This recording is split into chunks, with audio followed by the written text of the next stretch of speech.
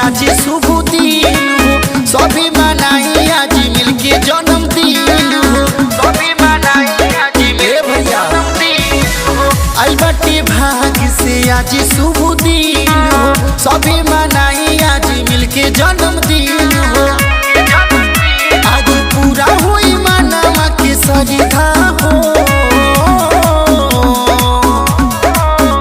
महाराजा सुहल देव जी के आज मनी जन्मदिन हो। राजू भरी सुहल देव जी के आज मनी जन्मदिन हो। ए भैया मनी हो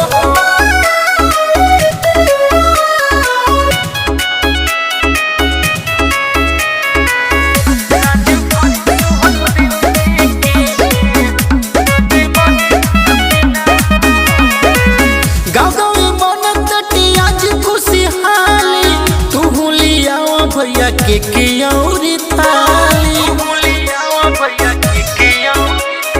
गावी गावी मन तटी आज खुशहाली। तू लिया भैया के औरी थाली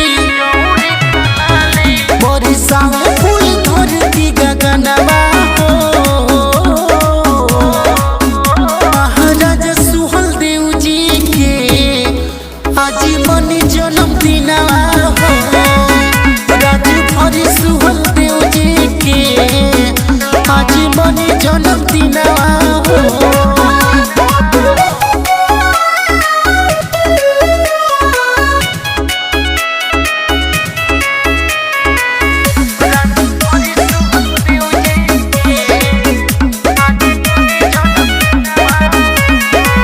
राजा के राजा रोल वीर बलवान हो, यही से करे पूरा देसी सम्मान हो।